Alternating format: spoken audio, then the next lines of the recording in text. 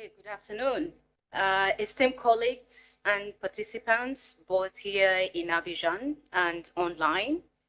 It is my pleasure to welcome you to the 2024 AfDB Development Evaluation Week, organized by the Independent Development Evaluation in collaboration with the various departments of the African Development Bank Group.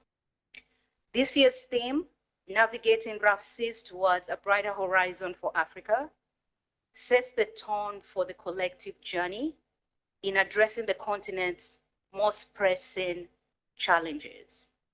That is economic instability to climate change, social inequalities, while focusing on fostering inclusive and sustainable growth. My name is Jen Musumba, Division Manager at IDEV, leading a team dedicated to knowledge management, outreach, and evaluation capacity development. And it is my honor to serve you as your Master of Ceremony. So this afternoon, we're here for the third session of the Evaluation Week, which is focused on environmental and climate challenges.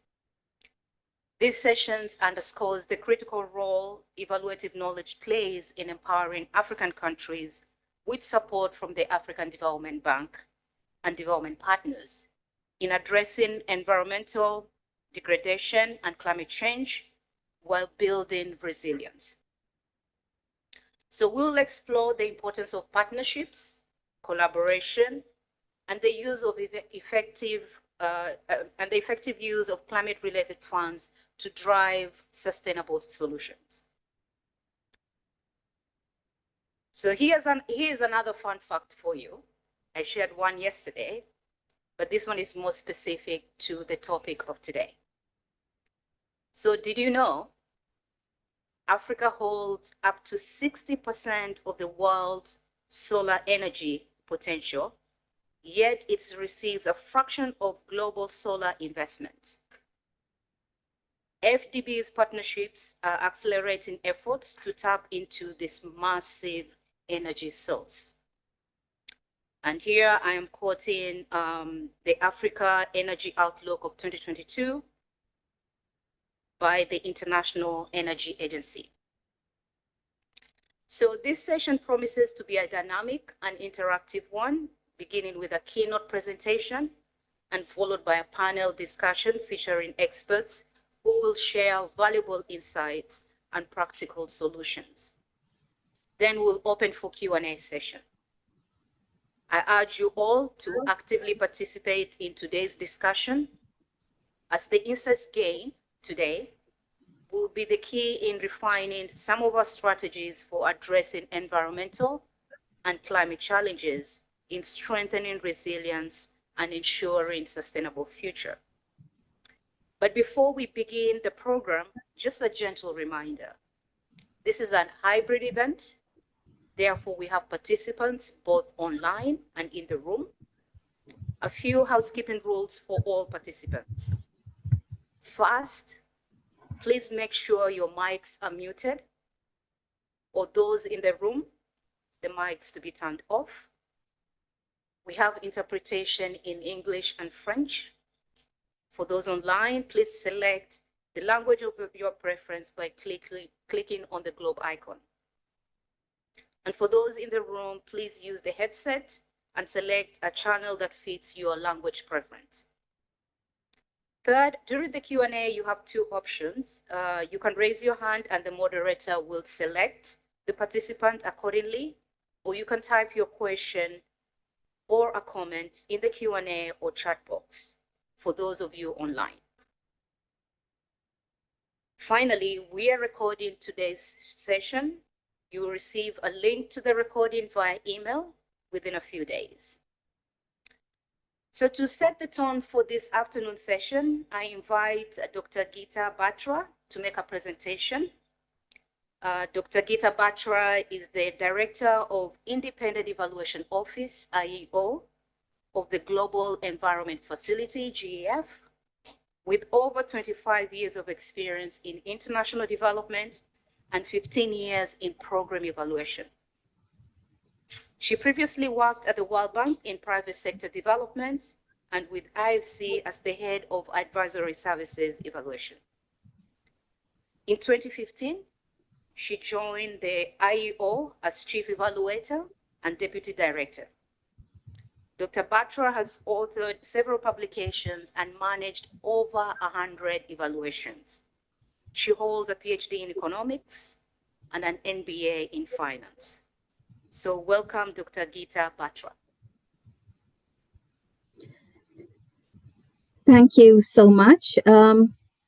Good afternoon or good morning, good evening to all those listening in to this session on Thriving Amidst Environmental and Climate Challenges, Evaluative Insights. I'd like to thank Karen and colleagues at the IDEV, Department of Evaluation at the African Development Bank, for convening this rather important session with a specific focus on partnerships in driving transformative change in the environmental sphere. My best wishes also to my fellow panelists from the African Development Bank and other partnerships who will offer their perspectives. And now I will quickly bear with me as I just switch to my presentation.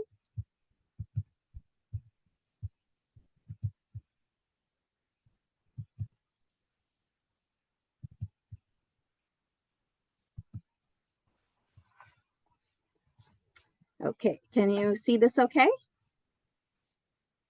We can see. Yes, we can. Okay, great. Thank you. So very quickly, I just wanted to spend a couple of minutes setting the global context, which has already been alluded to. Setting the urgency of the current situation and the global landscape that we're currently in. We're in a triple planetary crisis: climate change, pollution, and biodiversity loss. And I feel compelled to actually keep repeating this because it is pretty urgent. In addition, the world is facing wars, geopolitical conflicts, the effects of which are impacting global supply chains as well as finance flows. Food and water insecurity, as we all know it, is also on the rise. We've also learned now from COVID and other areas that human and natural systems are clearly interrelated. I don't know how many of you have seen this, but the crises are clearly linked to the planetary boundaries framework. And I urge you to look at what the Stockholm Resilience Center has put out, since 6 of the 9 planetary boundaries have now been transgressed. Climate change, biosphere integrity, freshwater change, land system change, biochemical flows, novel entities. This is really highlighting the urgent need for environmental policies to simultaneously address climate change, biodiversity loss, and pollution. And I don't know if you've seen this one, which is the World Economic Forum has clearly pointed out in its recent perception survey that half of the perceived key global risks over the next 10 years are all centered around environmental issues. And the reason I included it is because a lot of the respondents to this survey are private sector entities, right? So they are also recognizing this important issue. So in this current context, what's the role of the Global Environment Facility where I come from? I don't know how many of you are familiar with the GEF, but I'll quickly tell you it was established in 1992 after the Rio Earth Summit. It is one of the oldest environmental funds. It's a unique partnership of 18 agencies and a financial mechanism for 5 major international conventions. Convention on Biological Diversity, Convention to Combat Desertification, the Stockholm and Minamata Conventions to address use of and reduction in mercury. It's provided more than 21 billion through over 5,000 projects in 184 member countries. But GEF doesn't work alone, right? So it's a partnership. An important part of the partnership is the 18 implementing agencies, which includes multilateral development banks. The AfDB is an important partner of the GEF, an implementing agency. And you have international NGOs such as Conservation International, IUCN. You also have some national entities working with the GEF. And the GEF is not a single fund. It's a family of funds. You have the GEF Trust Fund that works on the 6 focal areas that are affiliated with the conventions. You have the LDCF, SCCF dealing in least developed countries, mainly on climate change adaptation. And more recently, you have the Global Biodiversity Framework Fund, in addition to the Nagoya Protocol. So GEF initially started as a response to the conventions in these focal areas: international waters, biodiversity, land degradation, climate, and chemicals and waste. But if we've learned anything from the SDGs, the current planetary crisis, as well as COVID, they've all demonstrated that the various environmental areas are actually linked. And it's not just environmental areas that are linked, but it's also environmental and socioeconomic areas that are closely linked.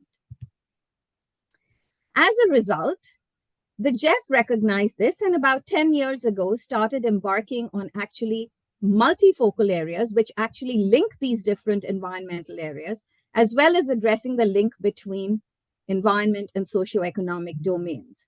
And this is important because it's not just programs and policies that need to do this, it's also evaluation that needs to keep up with this. So coming to GEF in Africa, Africa is a clear priority for the GEF. The GEF has invested over $6 billion in Africa and raised leverage through co-financing and other ways about $40 billion with over 1,800 projects. Now, some of these examples, which may be quite familiar to some of you, are improving collaborative water, energy, food, and environmental planning in the Zambezi River Basin, done jointly with the African Development Bank. The GEF has invested in about 41 protected areas across Central and West Africa, covering 16 million hectares. And these projects have focused on spatial planning, law enforcement, capacity building, monitoring. And I like to always touch a little bit on chemicals and waste, since I feel it's a little ignored and neglected. But there's been a big effort to actually reduce the generation of electronic waste and increase circularity and resource recovery to foster responsible electronics management, for example, in Somalia and Ethiopia. But over the last 10 years, to recognize the links, the GEF has also shifted towards integrated programming in Africa to address food security. You have the wildlife program. I think everyone's familiar with the Great Green Wall, and now sustainable cities. But what's underpinning all this, which comes to the topic of this discussion, is that nobody can go it alone and nobody can accomplish anything alone, right? So the GEF also works with key partners, the GEF agencies in Africa, civil society and NGOs, the governments, of course, as well as increasingly the private sector. So what does the GEF and its partners have to show and demonstrate in terms of results in Africa? It's very encouraging to note, and I think the AfDB Independent Evaluation Unit has also confirmed some of these results. Outcomes have steadily improved in terms of satisfactory projects. It's up at 76%, which is pretty close to the overall GEF average, which is covering 17 other agencies. The main challenges are in sustainability, and this is not unique to Africa. Okay, while the numbers may be slightly lower than the rest of the world, this is a challenge for everybody in all parts of the world, determining and achieving sustainability of interventions. In terms of co-financing and M&E, monitoring and evaluation in Africa, project results are roughly around the 50% mark.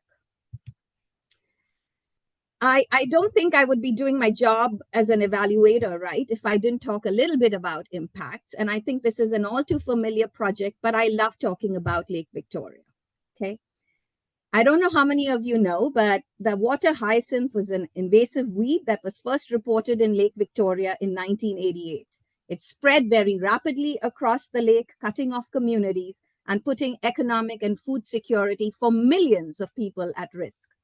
GEF and partner interventions included clearing the water hyacinth, as well as reducing nutrient load in the upstream areas.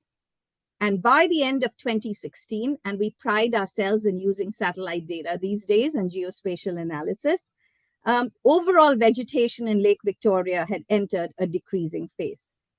Who achieved this? This was all in partnership with the Lake Victoria Basin Commission, who's the main counterpart, working with a bunch of other donors, bilaterals like USAID, as well as multilaterals, and of course, African Development Bank. So these days, it's not a buzzword anymore, right? But all of us are seeking. We know that you cannot conduct business as usual, and you're not going to get the environmental change or the socioeconomic change you're looking for without aspiring at least to be transformative. And there are very good examples from Africa that we looked at, and we were pretty tough on distilling the most important or the real projects that we thought were transformative. And I know many of you, and in the introduction, we referred to solar power, but I think I come back to Lighting Africa a lot. It's a really favorite example of mine, just because it was such a partnership between public and private sector, right? So Lighting Africa was a joint IFC World Bank program. It catalyzed the private sector to provide clean, affordable, safe off-grid lighting to millions of people in sub-Saharan Africa. Now, since the pilot phase in 2007, there were a lot of lessons learned when it was first launched in Kenya. But it's already enabled 35 million people to access clean, affordable, safer lighting and energy. And it's addressed so many market barriers in terms of financing, regulation, and pricing. So that's an example from climate change. But again, in biodiversity, we have excellent results in Namibia, where we had 98% of protected areas had improved management effectiveness, and estimated populations of lions, leopards, cheetahs, and wild dogs also doubled in a short period of 8 years. So these are some examples of transformational change that have driven depth of change, scale of change, as well as regulation. It often starts with regulatory change. We wouldn't be talking enough about partnerships if we didn't include the private sector today. Everybody knows the public sector can't do it alone, right? And so there are very good examples of private sector participation in a variety of projects. But I think it's important to note that the private sector also has expectations from partnerships, from multilaterals and bilaterals. They want to see a level playing field. They want to see regulatory barriers actually addressed. I'm just giving two examples because this is more about breaking frontiers in terms of financing to encourage more private sector investment. I don't know how many of you have heard of the Rhino bond, right? And this is a recent innovation in conservation financing. The World Bank issued the bond in March 2022 to support conservation of black rhinos in South Africa. The bond raised 150 million from institutional investors like Citibank, etc.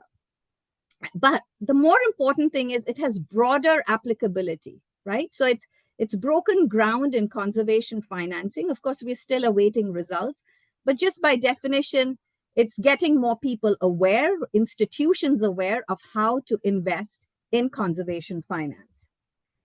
Jeff and the African Development Bank invested 10 million in the Morenga Fund for scaling investment in agroforestry activities in select African countries to reduce land and forest degradation and promote sustainable use of land. So this was basically taking an equity stake in agro-processing businesses in Africa and helping them grow. And then, of course, through the Good Growth Partnership, the GEF aims to reduce deforestation in supply chains, example in palm oil in Liberia. And here again, the private sector through roundtables, etc., was pretty instrumental in getting results going on the ground. And finally, let's not forget the communities that we're working with, right? And I think this is a partnership. So it's not just partnerships of multilaterals, bilaterals, it's partnerships with NGOs, civil society, indigenous peoples, more broadly. And we recently did a study on community-based approaches, and we found that these projects that operate with community participation actually do a lot better than a top-down, driven approach of traditionally used in projects. And we found in Madagascar, decreased rates of mangrove deforestation and expansion of the forested mangrove area, strengthening community groups. It fostered a lot of legitimacy through a participatory planning process. It recognized community land tenure. And above all, there were livelihood activities that were planned linked to private sector to promote sustainability. So again, here the link between environment and socioeconomic domains through improving livelihoods. So in closing, I want to highlight, yes, there's been a lot of success. There were challenges earlier in Lighting Africa and other projects. There were some failures. But at the end, it was the partnerships between communities, the private sector, civil society, and communities that actually led to success, or at least played an instrumental role in driving success. Now, I've selectively presented the positive experiences that we celebrate, right? But I don't think I'd be doing a fair job as an evaluator or directing evaluation if I didn't highlight some of the challenges that all of us as partners are facing today and that we should consider through our partnerships, as well as in our programs and our evaluations. The onus is not just on programs, it's also doing our due diligence in our evaluation work. So some areas of focus that I might suggest, and I'm hoping the panel sheds a little more light in some of these areas, is the importance of understanding the system and the interrelationships within which interventions and programs and projects are taking place. And it's like, how do we define the boundaries within which we are working, right? Clearly, we can't go all over, and we can't allude and refer to, wanting broad level impacts in areas way beyond our intervention. So we've got to define our boundaries right. The second is, what is the country context in which our interventions are taking place? We're in a world of conflict. There's a lot of fragility around us. How are we actually taking note of this? In terms of monitoring and evaluation, are we being fair if we hold projects to the same standards and use the same metrics to measure success in these difficult environments as we do in normal environments? Should we think more about processes and indicators for processes? How do we factor into account the need for adaptation and allow programs to actually adapt as they go? Paying some more attention to sustainability. And normally, sustainability is always thought about as, it's just about finance. There's a lot one can do in actually institutional capacity strengthening. Policy reforms and driving policy coherence. So one big area that Jeff is actually working on is, can we try and help countries achieve policy coherence across these different ministries? Because otherwise sustainability is going to remain a far dream. Clear articulation of risks and mitigation strategies. And here some agencies and some programs do a better job than others. But even if risks are identified, what are some of the mitigation strategies that are going to be used and deployed? And finally, evaluating and learning in real time. And this is a challenge for a lot of us as evaluators, is everyone wants to know, including managements, please don't come 10 years later and tell us how we did, because we've moved on, right? So what are the mechanisms by which we can all encourage, including in programs or as evaluators, knowledge and real-time learning to feed back to improve program design? Nobody wants to be told when people have moved on, how did the program perform 10 years later? Now, there's always value in learning from the past, because believe me, we sometimes come up with the same lessons over and over because some things don't change. But how can we feed into real-time measures and real-time programming from both an evaluation as well as from a knowledge perspective within an institution? So thank you very much for indulging me for these 15 minutes. And I look forward to the panel discussion on this. Thank you very much. Thank you so much, Dr. Geeta Batra, for that insightful presentation. So evaluating and learning in real time is indeed imperative. If I could take just one word from your presentation, the word is partnership. Okay, so partnerships, partnerships, partnerships. Clearly, GAF cannot do it alone. AfDB cannot do it alone. So partnership is key in how we address environmental and climate challenges in the continent. So thank you for that. So moving on to the next segment of the program, ladies and gentlemen, I invite my colleague, Juan Duarte Cunha, to help us moderate this panel discussion. Juan has been with the African Development Bank for 14 years, leading key renewable energy initiatives, such as the Sustainable Energy Fund for Africa and the Facility for Energy Inclusion. He previously served as the AfDB Chief Climate Finance Officer, where he managed clean energy and climate finance programs. Prior to joining AfDB, Juan worked in investment facilitation with development agencies from the US, Sweden, and Portugal. He holds advanced degrees in economics, specializing in environmental and development economics. So welcome, Juan. Thank you very much, Jane. Thank you very much, esteemed colleagues and panel members. Well, I guess that the previous presentation has already provided immense food for thought. There's really a lot to unpack, and clearly, at least from my perspective, managing renewable energy initiatives, I can say that monitoring, evaluation, and learning has always played a critical role. If we cannot monitor, if we cannot observe, if we cannot learn from what we are doing, we're not poised to do a good job at the end of the day.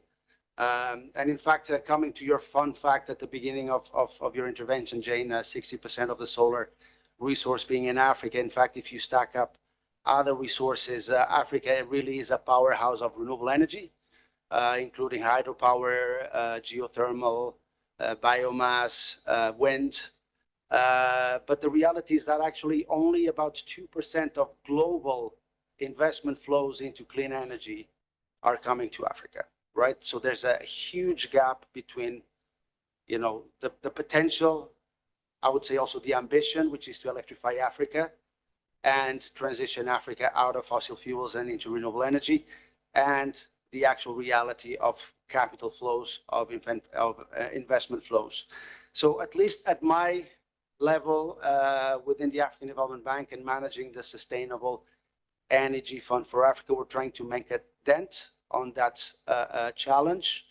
CEFA started as a very modest bilateral partnership with Denmark, but it's now a $500 million partnership with 10 donors. So you can see how various different partners from North America and Europe have come together over time and coalesced around our mandate to catalyze more private capital for renewable energy and energy access in Africa.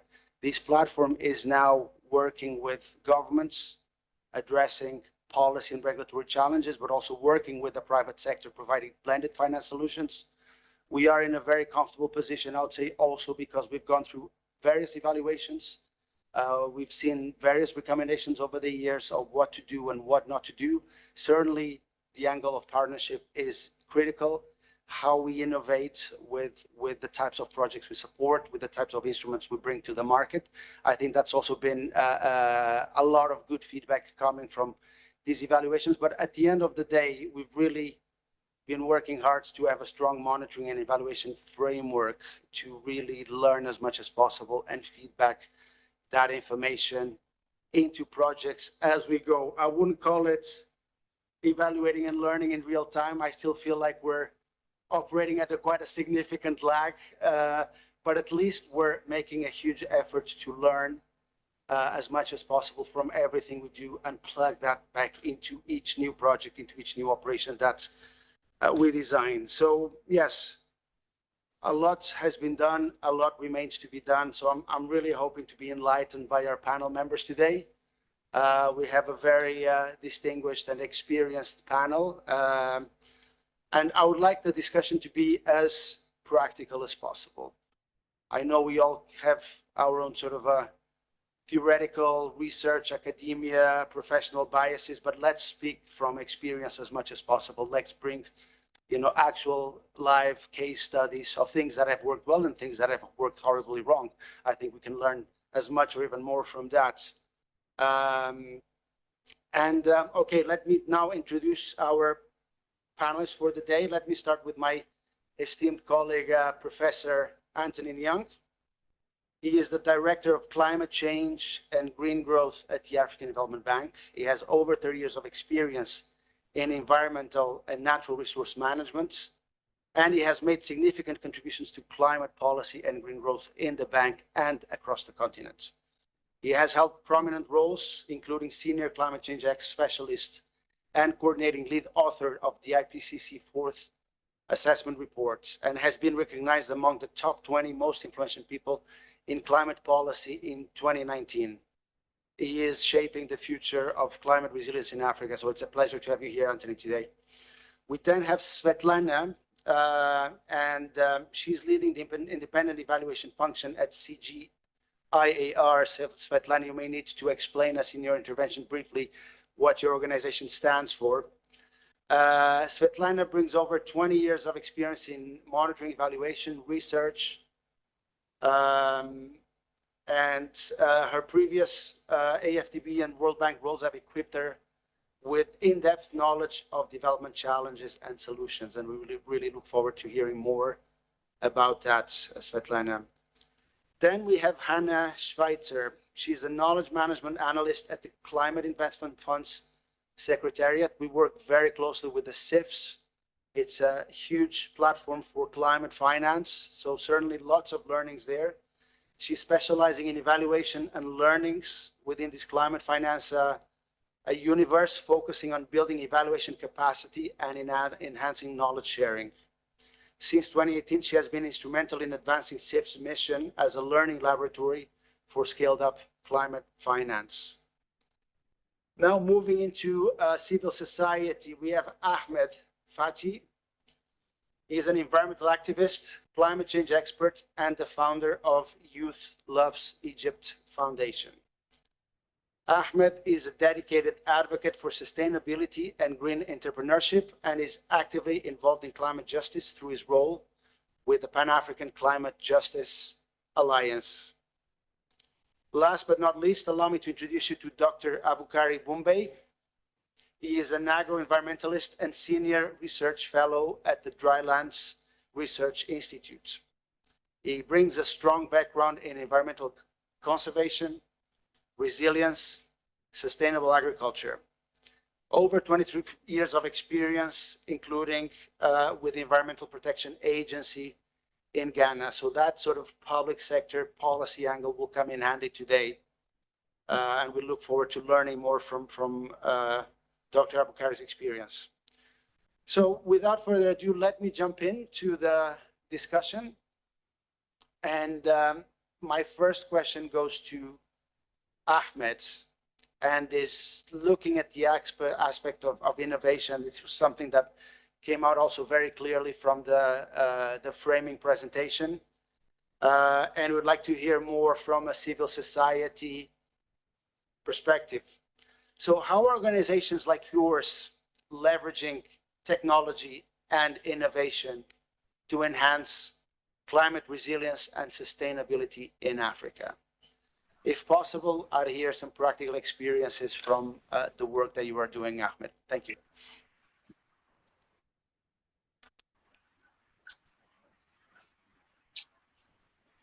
Okay, thank you, moderator, for your nice question and good afternoon from Cairo to all of my colleagues.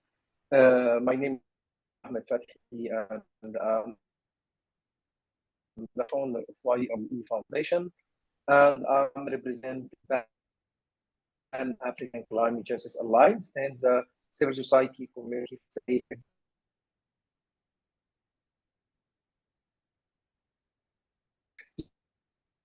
Your question is very important for us, that how we can use innovation and sustainability. First, Ahmed, if you could cut your camera, I think there's some interference. Thank you. Very, very well. During this minute, we are talking. We are creating a workshop for a local organization about how they can use AI in them inside Egypt, how they can use artificial intelligence in that, and how they can use the outcomes of in innovation. We may Ahmed. Okay. I hope you can hear me very well. Okay. Sorry to interrupt, Ahmed. I think there's some Moderator, problems with your connection. Hello? I'll ask my, yes, I think there's some problems with your connection.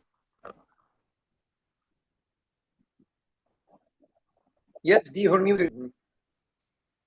Keep trying. Do you hear me? Hello, Ahmed. We are having some issues to hear you. Okay, I will try to join from another network. I will go to from the phone network without If you the can Wi-Fi. maybe change your internet source, it will be better. Okay, I will do now. Why would you do that? Maybe we could bring Dr. Abukari into this points on technology and innovation in organizations. Dr. Abukari. Thank you very much for having me. Like you rightly indicated from the beginning, I'm Dr. Abukari Umbe, the Senior Research Fellow and Deputy Director for the Drylands Research Institute at the University for Development Studies. To begin with, the question is how organizations are leveraging technology and innovation to enhance resilience and sustainability to climate change. Actually, in the advent of climate change and its very manifest impacts, organizations currently in Africa, and for that matter, Ghana, are eagerly mainstreaming climate change into their organizational strategies, programs, and plans. Because without this first step, we will not be able to address or to improve our resilience against climate change.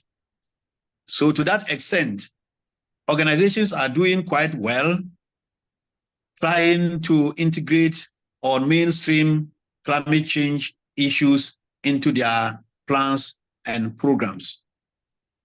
But if I'm to look at how they are leveraging technology and innovation, I'll look at it from a number of sectors. First, I'll look at the agricultural sector. I'll look at the water sector. I'll look at the energy sector and also the transport sector, if time will permit me. When you come to the agriculture sector, you all agree with me that the economy of Africa is largely agrarian. Our development hinges on agriculture, and agriculture cannot thrive without a very sound environment. But with the climate change staring us in the face, a lot of things are not going on well in the agricultural front. And people definitely have to adapt and to put in efforts to mitigate the impacts of climate change. So technologies currently that are helping us to build our resilience is in the area of digitalization, remote sensing, and other online technologies. Today, organizations depend so much on early warning signs and early warning information that come from our meteorological services. They are able to do forecasts and to tell us when the rains will set in, the drought spells that we will have, so that farmers will best know when to go to till the land and to plant. With remote sensing, we are able to do mapping of critical environmental phenomena like wildfires, droughts, and flood events. And we can plan ahead to avert or to avoid the telling impacts of these very negative environmental events. We also have technology in the area of seed development, crop breeding, to bring out certain crop varieties that are able to withstand the impacts and the vagaries of the climate changes. We have early maturing crops. If you come to Ghana today, this year, we are so threatened and worried that in the 2025 food year, we are likely to face famine due to drought that happened this year and is still ongoing. A lot of farmers have lost their crops, maize, sorghum, rice, to the drought. How are they going to survive this? We're expecting to have consistent rains from June through July to August. But between July and August, we didn't have rain. They have planted their crops. The crops were crying for water, and there was no water to service them. So most of the maize, the sorghum, the rice dried up. Because of some of these things, farmers are adopted by looking for early maturing crop varieties. In terms of maize, farmers have decided to go back to till the land and to plant maize varieties that can use just 2 months to mature and to give them the grains they are looking for. So these are some of the technologies farmers, organizations, and individuals are leveraging to increase their resilience to climate change. Thank you very much. In the midst of climate change, Dr. Bukhari, sorry, hello? just yes. Can you hear me? So that's a very pertinent intervention. I just wanted to probe a bit further and understand what is driving that adoption of technology. Is the government playing a role through enabling policies and regulatory frameworks? And are those policies being informed by knowledge from the ground and experiences from other countries? Sure. It is through government's policy or program of planting for food and jobs, where they are trying to increase food production and to create sustainable jobs for the youth.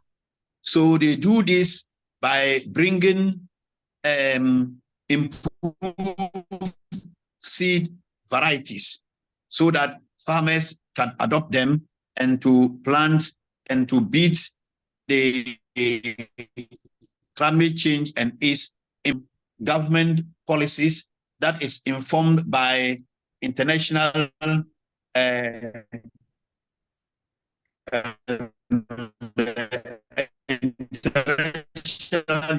UN level and the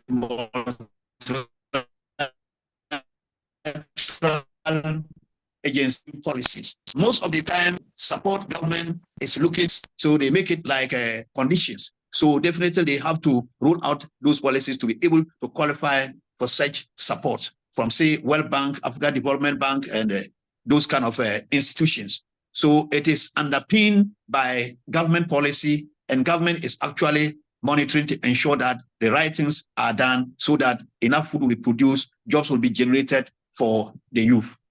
So in that regard, research is also supported to come out with the early maturing crop varieties and pest-resistant crop varieties and drought-tolerant crop varieties. Indeed, In the past, the Savannah Agric Research Institute has even come out with a rice variety that we call upland rice, which does not love water so much. So in the face of climate change, we can still have other places where we can grow rice to feed our ever-growing population. Still in the agriculture sector, we are leveraging technology to be able to be resilient. And in the face of climate change, it has become apparent that we cannot rely on only rain-fed agriculture to be able to produce enough food to feed our people. So a lot of irrigation technologies have been rolled out through partnership between government and research institutions. Currently, we have mechanized borehole irrigation systems where they use the drip system of irrigation. If you come to our university, the School of Engineering is doing that and is working with farmers, and farmers are adopting this technology in the area of vegetable productions. We have about 4 irrigation schemes in our region here who are working with the School of Engineering in our university, and they are selling these technologies to them. Because farmers know that they cannot depend on only rain-fed agriculture to be able to feed their families and to have surplus to sell, to take care of their health needs, their children education needs, and other socioeconomic needs, they are also adopting the irrigation. Because if you come to Northern Ghana, for instance, for a better part of the year, like 6 to 7 months, after the rain-fed agriculture, the farmers are lying in the house, doing nothing. Some of them have to travel down south to do menial jobs just to sustain their families.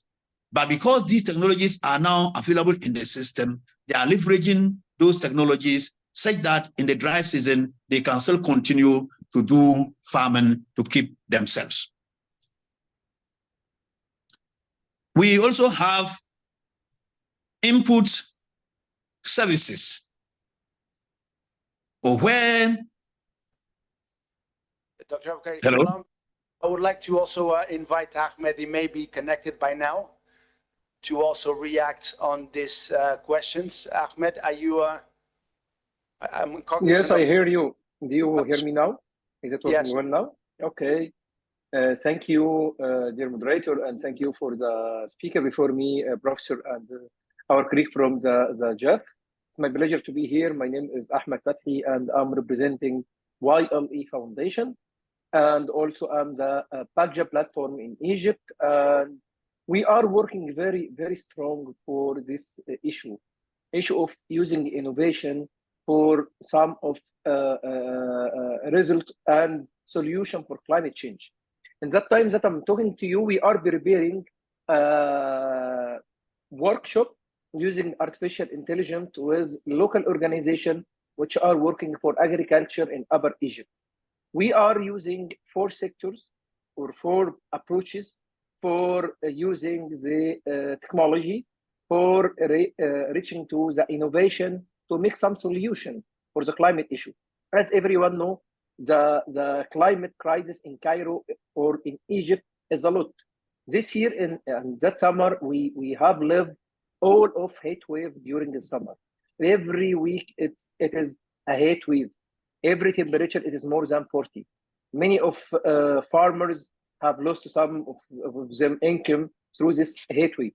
So we in our organization, Youth Love Egypt, we are using data-driven approaches that help us in our initiatives inside the organization, collecting data and making a geographic analysis for that.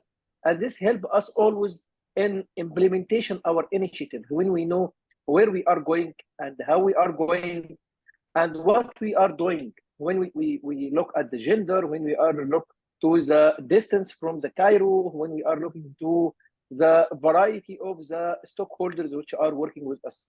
This is the first segment. Second segment is youth engagement during the digital platform. In past few weeks, we have launched our TikTok channel. You can join at YLE at TikTok. You will find a lot of stories have been sent there from Siwa Oasis.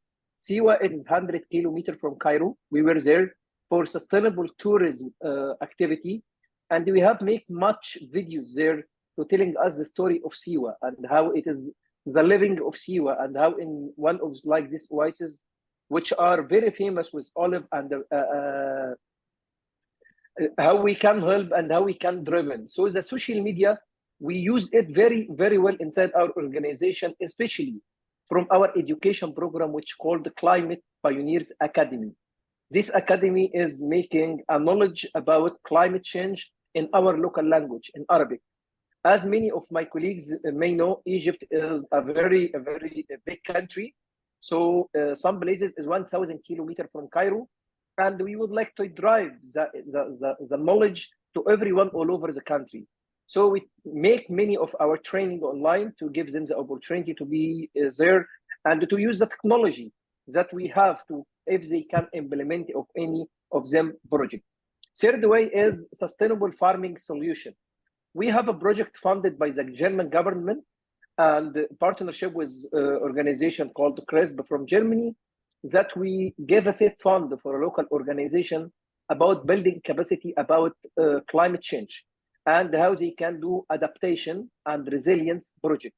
One of the projects that get a seed fund from us were in Bani Suef, how they can use smart agriculture for farming. And in that project, it was very important project, and it was successful from the evaluation. And this project is now getting more funded to be scale up in that. And the fourth one is fourth approach you are using is partnership for technology transfer. That we are using something called data camp. It is an international ways for using data in science. We have a membership with them. We give 300 scholarship for scientists in Egypt to use this data. And we are very happy and keen to do that. And we are very delicious to do that. And I will also give my always speech in everywhere I have. I'm seeing as Ahmed and as a civil society, innovation is the future of Africa. If we have used innovation well, if we have empower youth with education and awareness, we will have better resilience and a better future for Africa, especially in all of the climate crisis we have. But this innovation needs some work. When we are talking about the innovation, I just came back from Berlin for Innovation for Climate workshop. It were funded by the World Bank, and I spent 4 days there. And my speech always, when we are talking about the innovation, I'm talking to the global north, try to make your technology for the global south much cheaper. Try to use the ideas that came from youth much cheaper. When you have someone from the global south and have some innovation, try to do much support, because we are facing the climate issues from now. We are not waiting for 2030 or 2050 or 2100. We have a climate crisis from now in Egypt, in North Africa, in West Africa, in all of Africa. In Kenya this year, there's no much rain, and we have in other areas a lot of floods. If we look to Sudan, we have much floods in Sudan.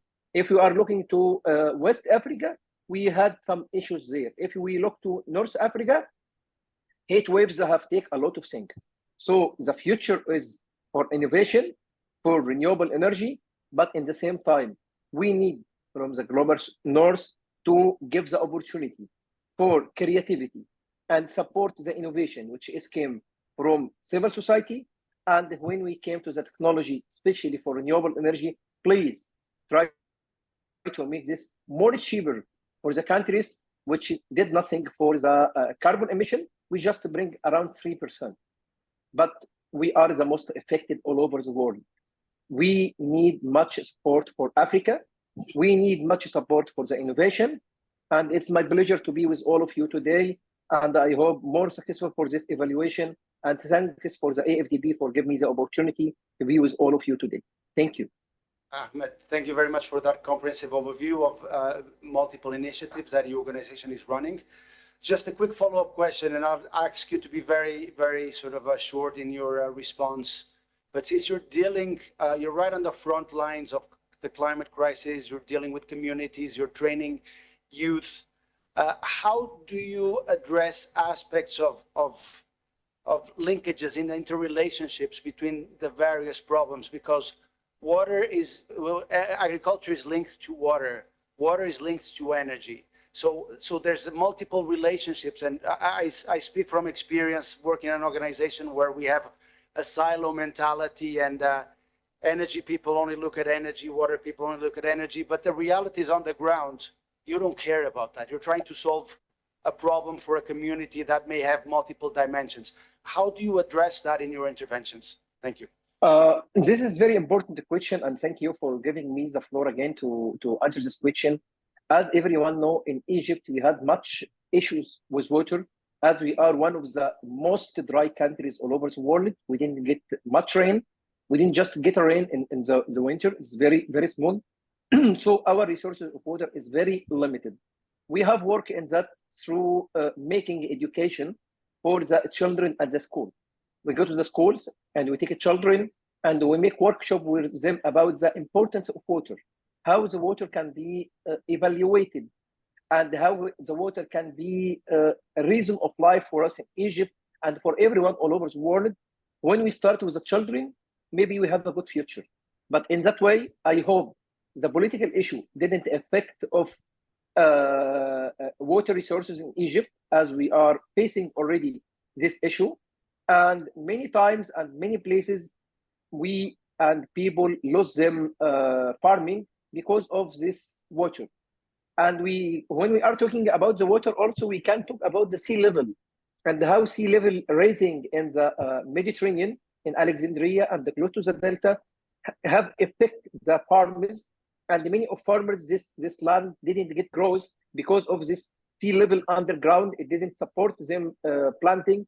So the countries have some projects to make a new delta. It will not be easy. It's a very big challenge according to the technology.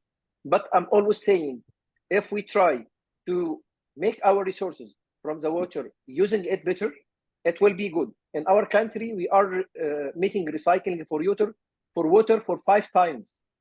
5 times of recycling of water just to farming or to use our needs of water. So we need, as a civil society, to be very aware of our water. As you are talking, we need the water for green hydrogen. If we are talking about renewable energy, we need the water for every single use of agriculture. So I think to keep the resources of the water, it is important, and our responsibility as a people to use our water good, to buy our products good, to cooking our food is good for water, because everything back to water. If you eat one sandwich of burger, it is more than 4,000 liters of water. So try to be responsible of using of water, not just a liquid, but everything you have in your home and in your day. Thank you, moderator, and the floor back to you. Thank you very much, Ahmed. I think we've heard a lot of very interesting stories from the ground. I would like to put now evaluation in focus and invite Svetlana and Hannah to chime in. I have a few questions for you. Let me start with Anna. You've been with the Climate Investment Funds. This has been one of the largest climate finance platforms in operation over the last decade. A lot of great programs, projects, initiatives, certainly a lot of good and bad experiences. I would like to hear from you, how have past evaluations influenced current climate initiatives and partnerships, specifically within a climate investment funds context?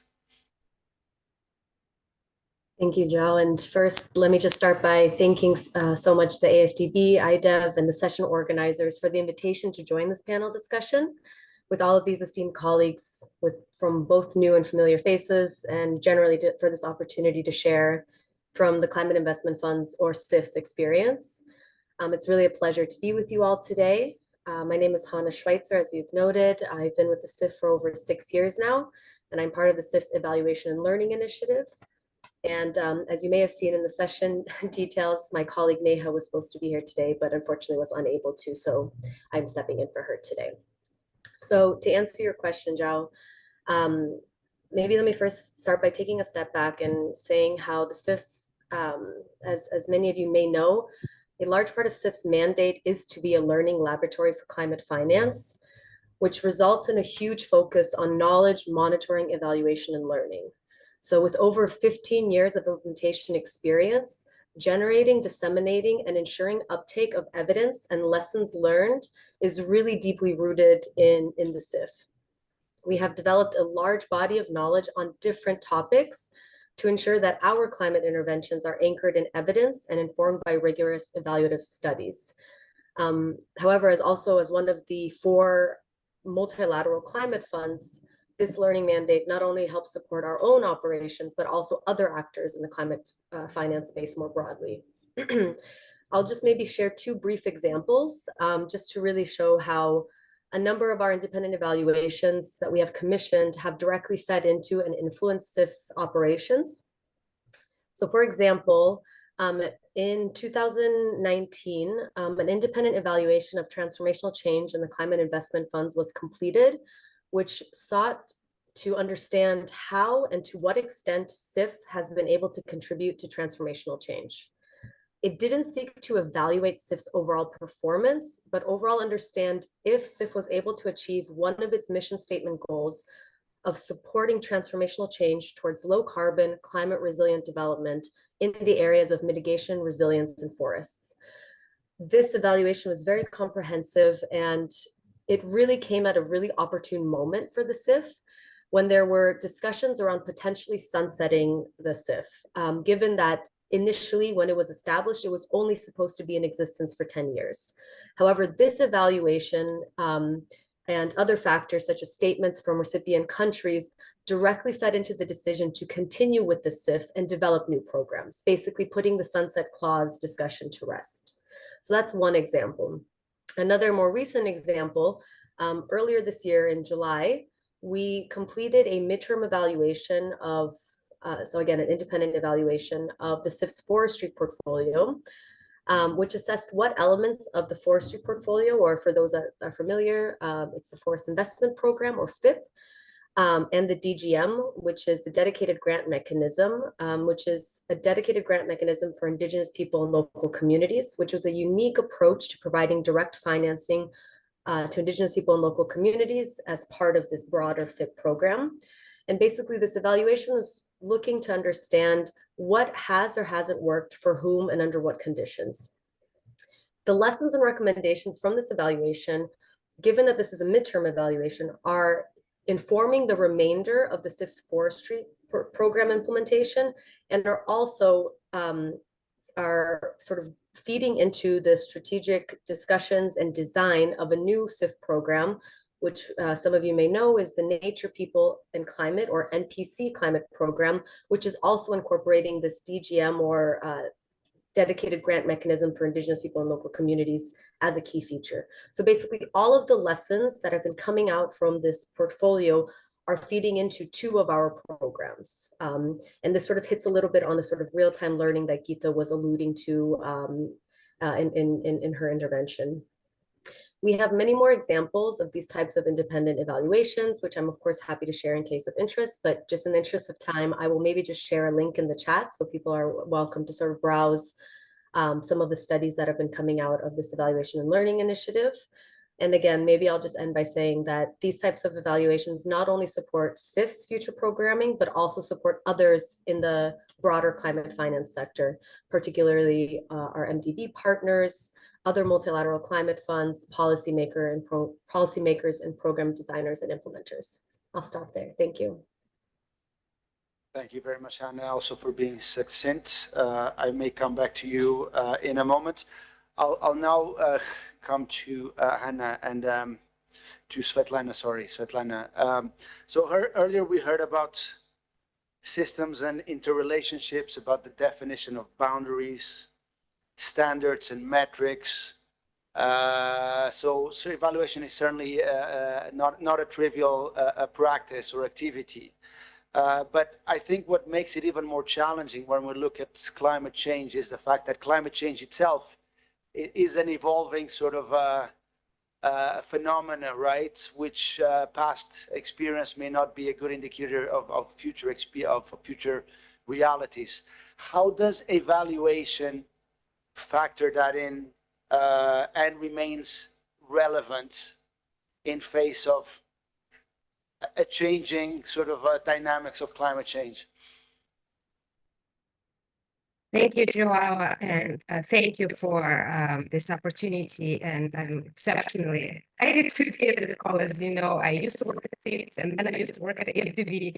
So it's a lot of really old friends and a lot of new friends here as well. So thank you again. I have to start by introducing CGIAR. Before answering the question, I'm not familiar with CGIAR. And I'm joined today on the call by my colleague at Nasser, which is in Ghana, and maybe the Rome. And we'll be sharing some links just to give you also an opportunity to read more about the routes or comments links. So CGIAR is a global research partnership for food secure dedicated to transforming food, land, and water system in a climate crisis. Oh, the sound is not clear. Coming also with some interferences. Let me try to. Yes, can you try with another device? Your sound, the quality is not good. Stop the video. Okay. We cannot hear. Can you hear now? Yes. Is it better? Okay. Okay. No, it's so not, I took the video off, so it's no, and I will it's try. not about the video. I think it's the microphone. The quality is not good at all. If you had some headphones, you can maybe try with it. Let me speak closer to the mic. Can you hear me better? Okay, great. So CGIAR is a global research partnership for food secure future dedicated to transforming water, food, land, and water systems in a climate crisis. And I think we can understand that, you know, all of those topics in themselves are enormous to cover, but here we will focus a little bit more on, you know, climate. And kind of building on Gita's presentation, CGIAR is similar to Jeff in the way that we work through partners. We work through centers that are 14 centers largely located in the global south. And on the Africa continent, there are 4 out of 13. And one of them is actually in Cote d'Ivoire, in Abidjan, Africa Rice, and research centers outside of Abidjan. There's also International Institute of Tropical Agriculture in Nigeria and International Livestock Research Institute co-located between Kenya and Ethiopia, and World Agroforestry, International Center for Research in Agroforestry. So those are really strong building blocks of CGIAR partnership, global partnership. And notably, CGIAR's gene banks, which contributes to the more resilient food systems by conserving plant genetic resources long-term and by making them available to users worldwide. And this brings us to the concept of international public goods, which CGIAR delivers to the world. And international public goods include innovations, technologies, and applications of policies to boost the attention to the topics that CGIAR concerns itself with.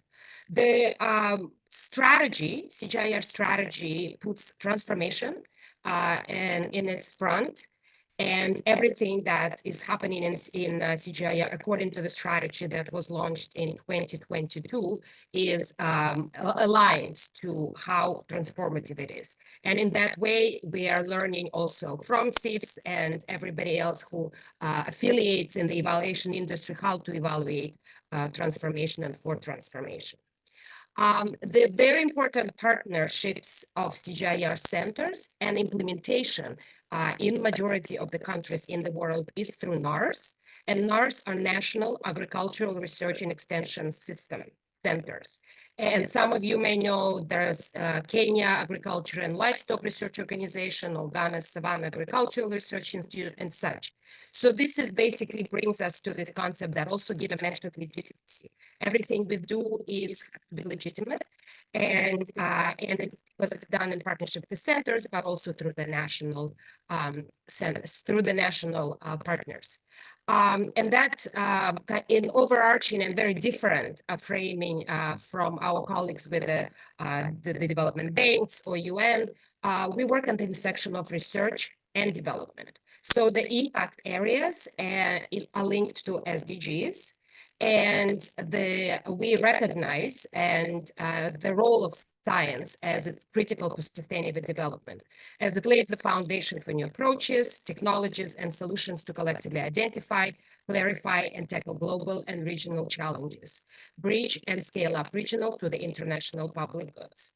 And to maybe move on to the answering of a question itself, after given the background, that basically evaluation of the research for development at that nexus requires models and approaches and methods that might not necessarily apply to a standard MDB context or UN concept, or those with those with the multilaterals and other bilateral partners, such as USA projects, for example.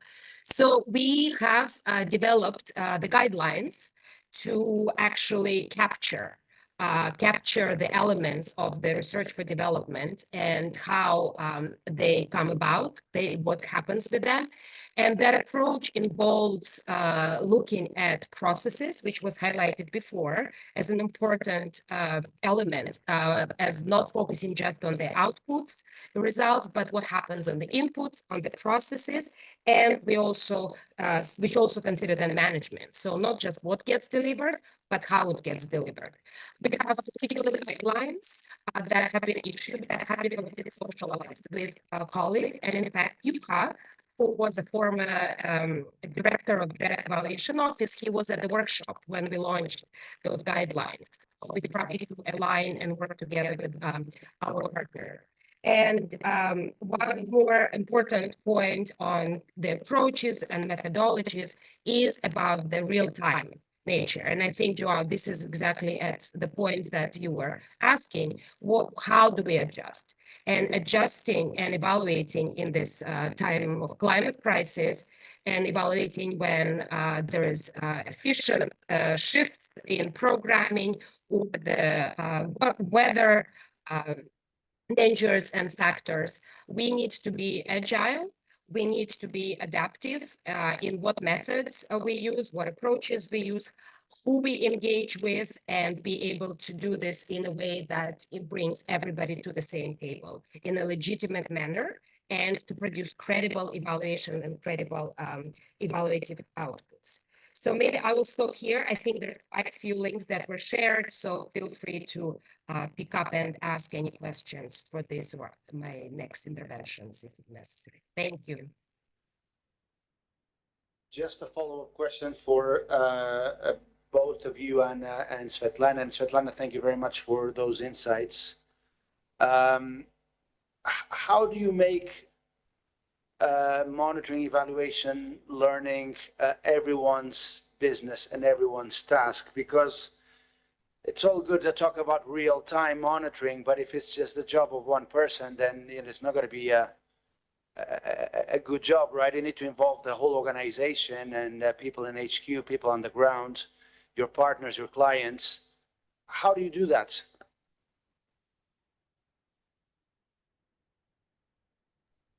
Who wants to come first? Yeah, question, right? No, I'm happy to come in. I mean, I guess as I mentioned, from our perspective, given sort of this learning mandate is really built into the CIF, there is a sort of strong commitment from partners, but of course it's something that is also built over time.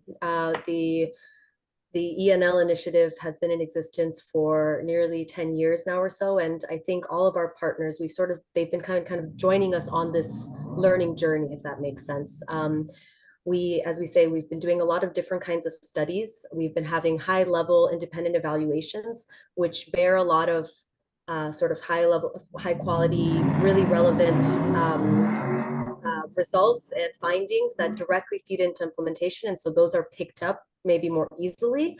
But then we've also been sort of providing other opportunities for kind of buy-in in terms of this kind of work. For example, we've been doing capacity development work in terms of actually helping different stakeholders build their own capacity in evaluation to really see the value of doing this kind of work at different stages.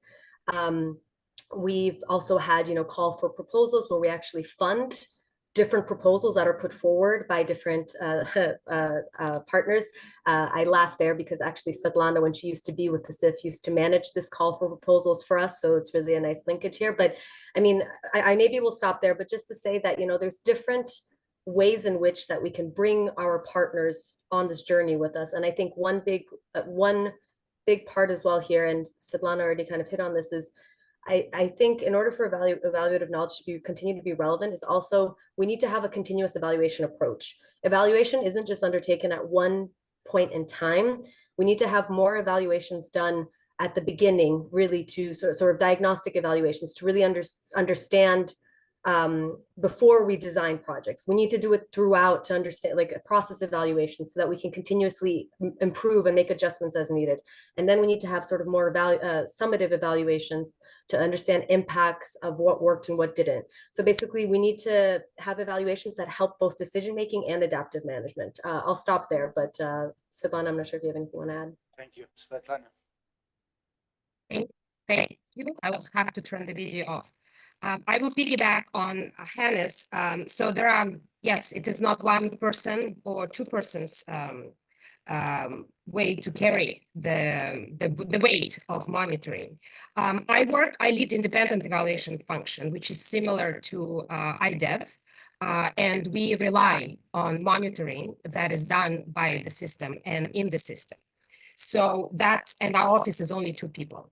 And we really engage then with monitoring colleagues on making sure that they help produce quality data that our evaluations then can use. One of the methods that we have recently launched a year ago is evaluability assessments. And the evaluability assessments, because they usually are conducted in the beginning of the project or an intervention or somewhere in the middle, they allow to actually work together with the monitoring colleagues and help everybody come together and reflect on the quality of indicators, the quality of results frameworks, the quality of theories of change. We did 4 evaluability assessments last year, and 2 of them actually were of the projects that were based in Africa. And one of them is housed in Côte d'Ivoire again. So I will be happy to share those reports because they're not public yet on the individual ones as well. And the other important element, of course, is knowledge management. Knowledge management, and that highlights learning, and knowledge management products that are produced as a result of evaluations, included in real time. Right now, and maybe I will be able to later talk about the evaluations that we're just finishing up of the science groups. So there are 3 science groups that are basically implemented CGIAR portfolio, and it's real time.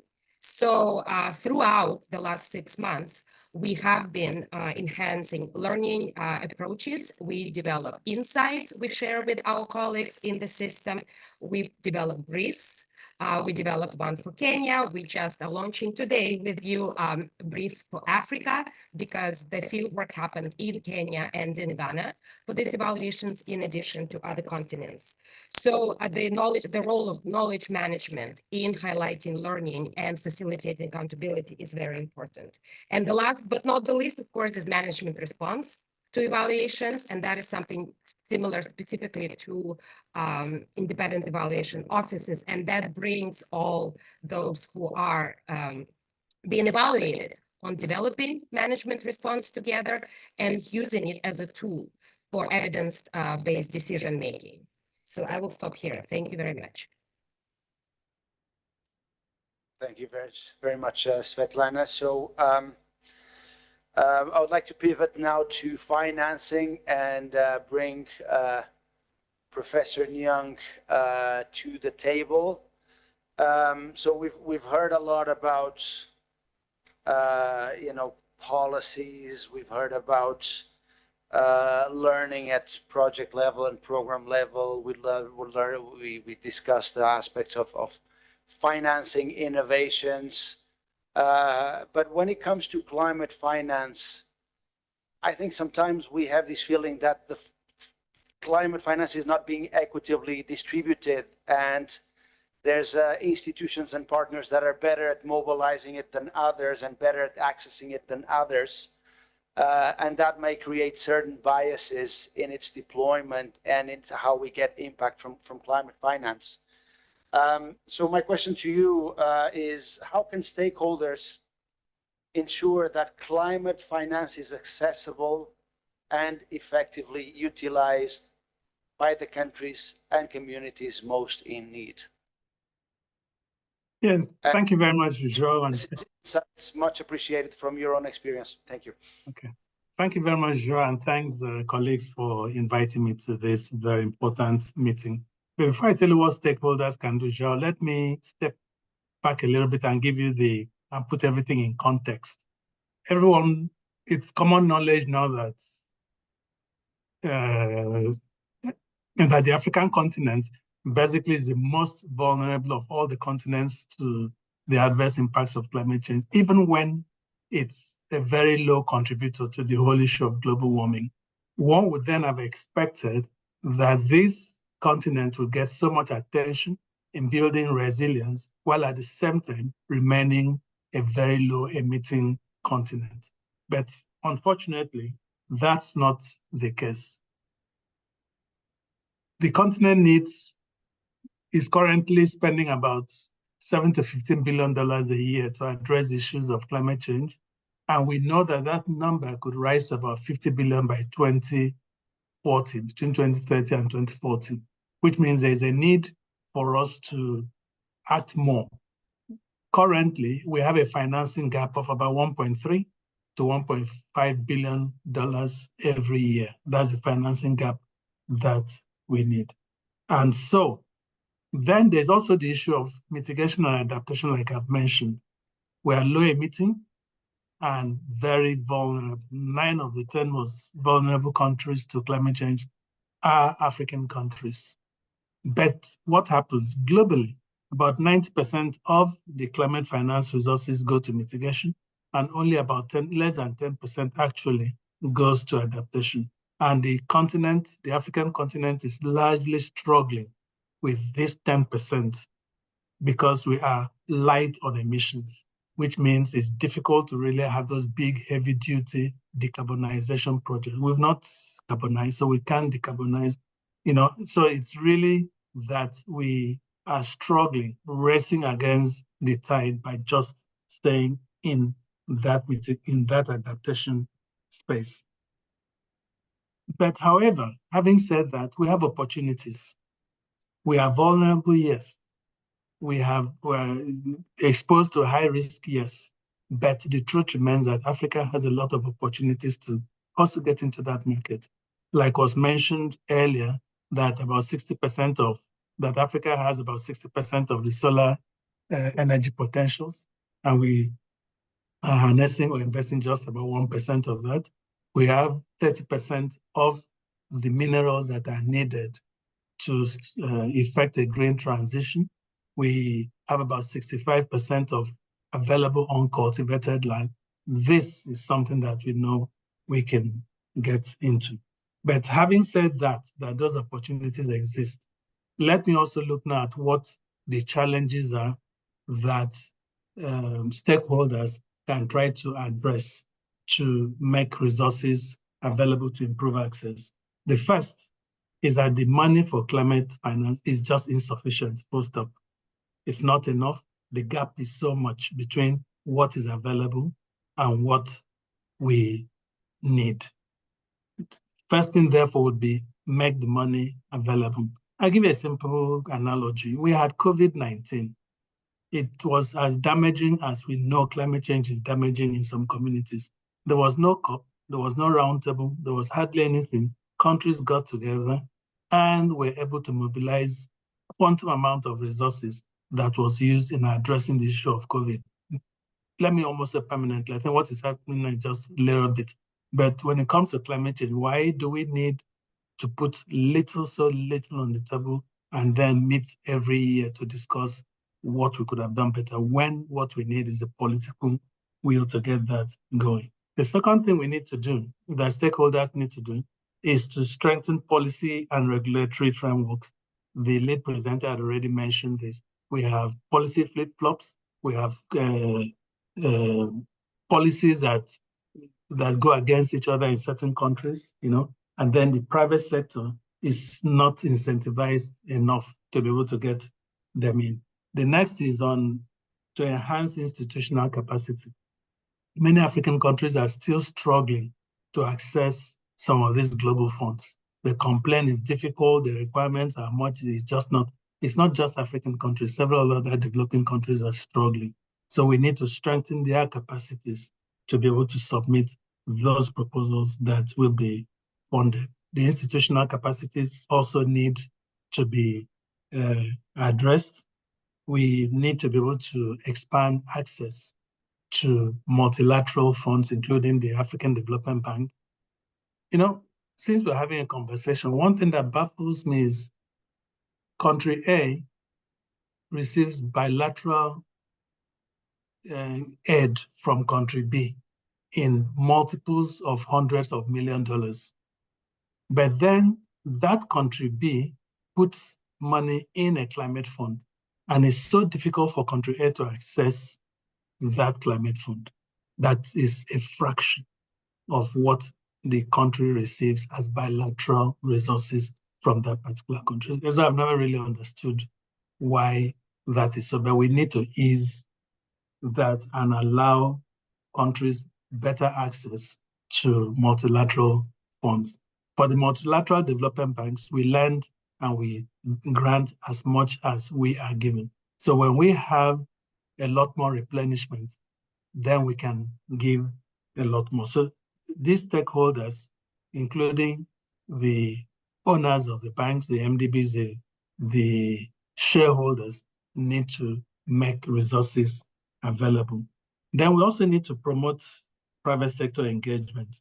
One of the things that is Africa's undoing is the wrong narrative that Africa has. Africa has suddenly taken on the ownership of such negative terms like the most vulnerable, the most critical, the most this, the most that, everything negative. And this is not a language that encourages investment of private sector. We can look at the fact that what we have in Africa is perceived risk. Once you mention you want to invest in Africa, everyone, wow, this is very risky. But those who are in do not think that way. So this is largely perceived risk. And we need to be able to get stakeholders to understand in our own different capacities. Let's talk about the opportunities, because we have huge opportunities to address issues of climate change. We have opportunities for blended finance, and we have opportunities to even establish new financing models. Then we also need to improve on data and transparency. When we design projects and go to some of these funds, that's when you actually see that many of these countries don't have good quality climate data. And I can tell you, a report that was published by the World Meteorological Organization a little while back said that Africa has less than 1/8 of the minimum number of stations required to support development, less than 1/8. And that means we largely are planning in the dark because we don't have the right data. So it is important that as stakeholders, we need to see how we can improve on data capabilities. And then we need to invest in projects, climate resilient projects. And I believe this is where evaluation comes in. How do we know that those projects are climate resilient? What criteria have been used and assessed to tell us and agree that those projects, when delivered, will be climate neutral? When we finish the project, like was mentioned at the beginning, and then 5-10 years later, we are told, oh, that project wasn't climate. We've done several other projects in the in-between.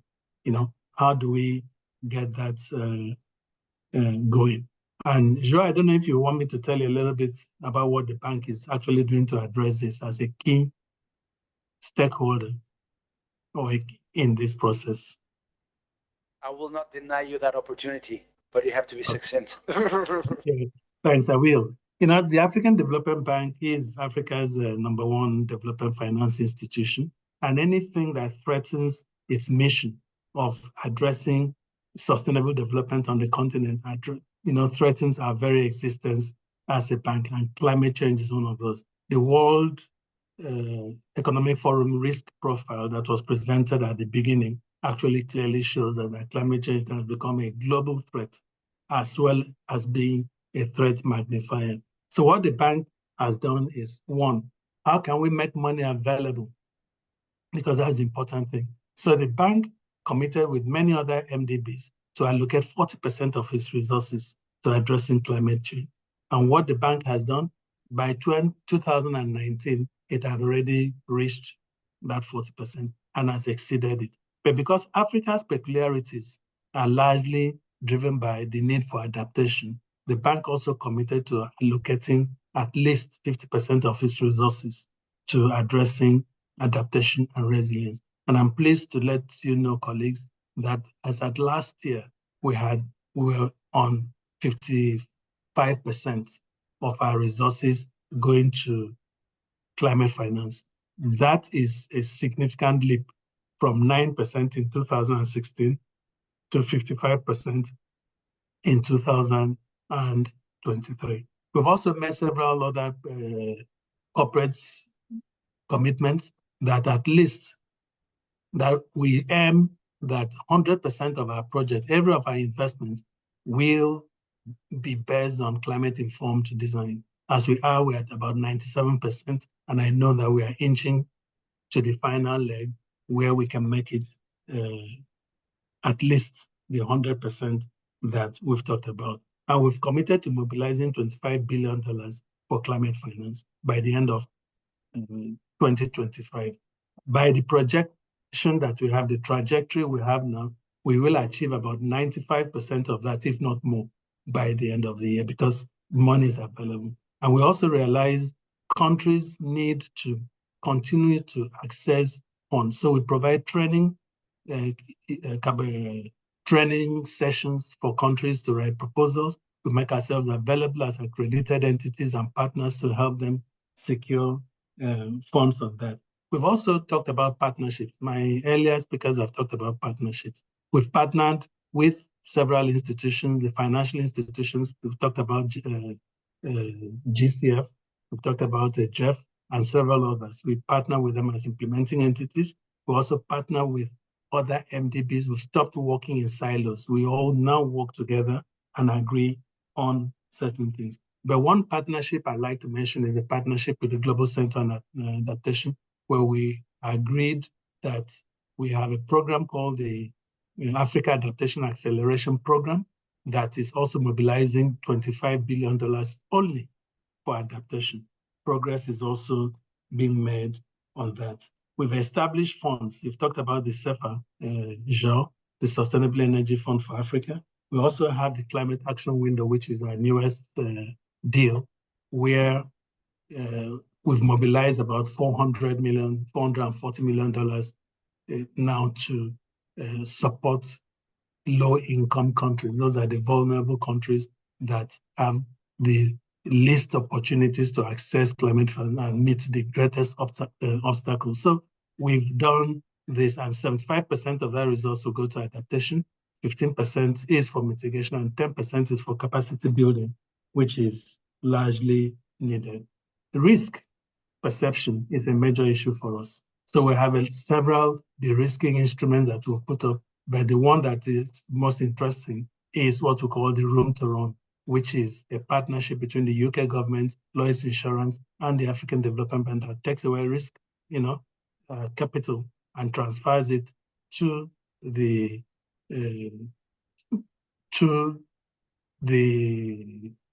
UK government, and allows us more room to invest that money that could have been tied in, as a risk mitigation portion of our investments. Then finally, I'll come to an end. We have what we call the Africa Financial Alliance on Climate Change. At COP21, the nationally determined contributions were agreed on, and the Paris Agreement was signed, and financial institutions were encouraged to align their financial flows with the goals of the Paris Agreement. We, as a bank, were not signatories to that, but out of corporate social responsibility and knowing that we're part of the global community, the largest funders of climate finance, we, as MDBs, have agreed and then held ourselves accountable that our projects must be Paris aligned, and that's what is happening. But we've taken it a step further at the African Development Bank, that through the Association of Development Finance Institutions and others, we've established what we call the Africa Financial Alliance on Climate Change that brings together Africa's key players in the finance sector to be able to understand what it is and then align their financial flows. This is also helping in domestic resource mobilization because people don't talk about it a lot. African countries are putting in quite a lot of money to fight climate change. Most times they put it post-event, and that's sunk cost. Now many of them are beginning to see the opportunities that are there in adaptation, opportunities that are there in mitigation, so that they can put money upfront to address these issues. I think I can leave it at that for now. And if there are questions, I'm available to answer. Thank you. Thank you very much. And as always, you ask a question to Professor Nyang, you're getting masterclass. 2 points that I took from your intervention. One is on finance and the severe shortage of available financial resources, in particular for adaptation. And the other one, which is linked to that, is the fact that the narrative on Africa is very pessimistic, that it does not mobilize, it does not attract people and organizations, institutions, investors, so on and so forth. So that brings us back to, I guess, the overarching theme of this session, which is on partnerships. And I would like to hear now from everyone very succinctly about how they see or what they believe are the main drivers of effective partnerships from your own experience. You know, maybe just give me one driver, one example from your own experience of what makes partnerships successful. Because at the end of the day, we will only shift the narrative, we will only mobilize additional resources, we will only deploy with impact if we're working effectively together across the public sector, the private sector, civil society, so on and so forth. So I wanted to hear from you on what factors contribute to effective partnerships in climate change. Very, very quick, 30 seconds per speaker, please, and then we'll open the floor for questions by the audience. Thank you.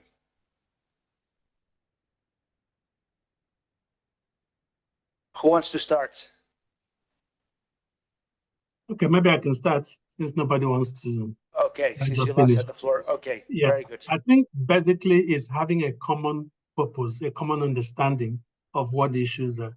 You cannot, one person is going in one direction, the other is going in another. You can't have that. And two, you need to bring something on the table. Everyone has something to contribute, technical knowledge, finance, everything. There has to be something that we put together amongst, a particular goal or to arrive at a particular goal. So again, is that we must have a shared understanding of what challenges that is bringing us into partnership. And two, we must be prepared to contribute our own bit to what's addressing that issue. Thank you. Dr. Abukari. Thank you very much. Yeah, definitely we cannot win the fight against the impacts of climate change without strong partnerships, because environmental challenges, and for that matter, climate change impacts are transboundary. And partnerships thrive when there is trust. I remember in 2010, when I was working on a think tank for the Ghana Developing Communities Association, climate change and adaptation strategy, we had to take farmers from northern Ghana to northern Burkina Faso through a partnership we had with Danida in collaboration with another NGO from Burkina Faso. So we took the Ghanaian farmers to the northern Burkina Faso to learn from them how they are adapting to the harsh weather conditions over there, because northern Burkina Faso is much drier than northern Ghana, but they are able to produce vegetables. And we tend to buy tomato and other vegetables from Burkina Faso. So it was good experience to do some partnership with them. And over the years, I think it has yielded results. And this is largely due to the trust we have between each other. Thank you. Anna. Thank you. Yeah, I mean, as has been alluded to already a few times in this session, climate change is a really complex challenge and it's really difficult to tackle it alone. So for that reason, CIF's business model is actually really founded on and centered around partnerships, especially with MDBs, multilateral development banks. So just really briefly from our side, rather than employing a project by project approach, the CIF employs a programmatic approach, which is really at the core of its business model. I won't go into the details of it, but maybe one of the key factors of this programmatic approach is that it's country-led. So really, first, the country is in the driving seat in terms of sort of putting together a country-led investment plan around national goals. And then, given we know that in order to combat climate change, we need to bring together all actors sort of in society, the programmatic approach then really focuses on systems level thinking, meaning we have to transform whole systems, not just individual sectors. So then the CIF supports countries in mobilizing many diverse stakeholders, such as national ministries, civil society, indigenous people, local communities, and the private sector, to come together around this shared country investment plan to develop longer term visions during the design phase. So before we even get to project implementation, this process, because it's transparent and country driven, then helps build the trust and cooperation between all these different actors. And then in the end, this multi-stakeholder engagement results in a set of strategically linked investments and projects and a group of partners that are really unified under a common shared transformational vision. So that would maybe be I mean, there's so much more we could say. This has been such an interesting discussion. There's so much more I would like to comment on Professor Nyong's great comments around financing, but I'll leave it there right now. Thank you. Thank you, Anna. Any other speaker wants to come in? Yes, thank you. And thanks for Ahmed. everyone. Ahmed, yes, thank you. I think partnership is very important. We found the partnership in civil society very important when COP27 came to Egypt. And we, as the African civil society, have worked as a union under the leadership of PACJA, Pan-African Climate Justice Alliance. We have worked very strong, and we have launched the Climate Torch. It have moved to many countries. And when we came to the local level in Egypt, there is many organizations are making a lot of climate solution, and they didn't know this is a climate change, or they doing solution for climate change. It is just agriculture for them. So sharing the knowledge and cooperation between the local organization and giving the experience to the member of the parliaments. And by the end of that, we have some new laws that help us to continue on our level on the ground. Thank you. Thank you. Ahmed. Svetlana, do you want to come in, or shall we move on to the Q&A? I'll just quickly mention that the comment that I made earlier and legitimacy of the work is exercised through partnerships, and individual and organizational partnerships do matter both. And the documentation and mapping of those partnerships, comparative advantage of each partner, especially when the work happens at the country level, when the work happens at the regional level, and the work happens across many actors in the climate space and any other space. So understanding who brings to the table and who can get out of that engagement, the learning, the outputs, the applications, that is something that also actually role in the evaluation of science civil society at IDEV. IDEV partnership is important for legitimacy and credibility. Thank you very much, Svetlana. So now I'd like to invite the audience to come in and ask questions to the panel members. Do we have a queue of questions, colleagues? Yes. Okay, so I can invite people to raise their hands. So by all means, do step up and let us know if you have a question.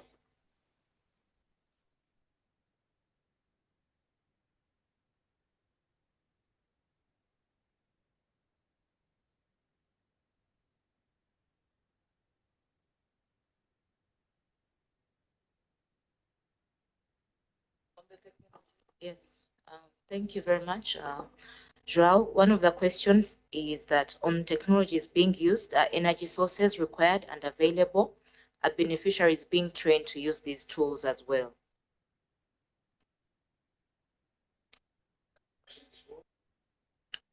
It wasn't directed at anyone, so you could choose energy sources and technologies. So I suppose the question is about availability of technologies, but also whether training is available, whether end users are able to use these technologies effectively. I guess that's specific to energy, but I guess we could speak more generally around other technologies. Maybe Ahmed or Dr. Abukari may want to come on this one from your experience interacting directly with communities and beneficiaries. Yeah, I think technologies are available in the area of energy. Currently, we are working on the solar technology to power small-scale irrigation projects, like the drill wells. Instead of using generators, gasoline generators to power the wells to send water to the fields, we use solar panels supported with batteries. And the farmers are able to use the technology handy. Another technology that we send to farmers and we train farmers on and they are able to use it is the production of organic fertilizer in the form of compost. You bring them to the university, train them on that, and they are able to do this on their farm and apply it to their vegetables. So in terms of technology, there are a few technologies that we use in terms of adopting or increasing our resilience against climate change that farmers are able to use. Thank you.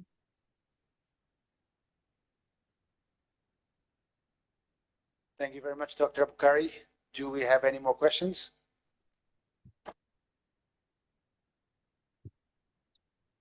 The other question was answered by Dr. Jita Batra already. So we encourage members to still post their questions in case they have any. Okay, oh, there's a question in the room. Sorry.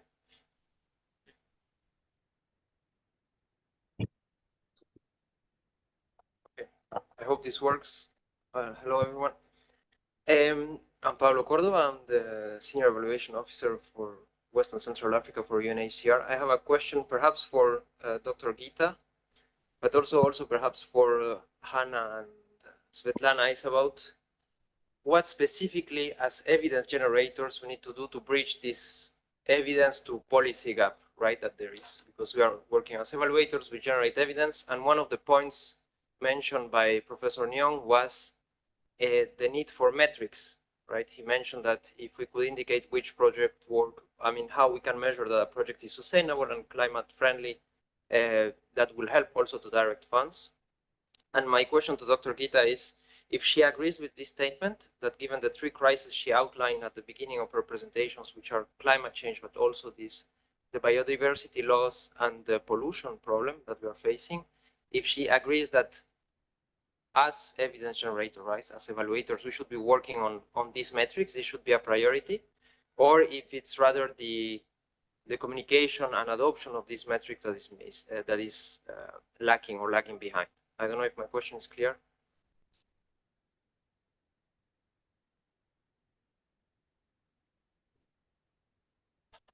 Yes. So Svetlana or Anna, do you want to take this question?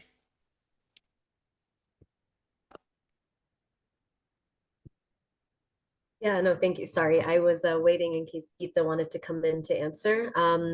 No, thank you. Thank you for the excellent question.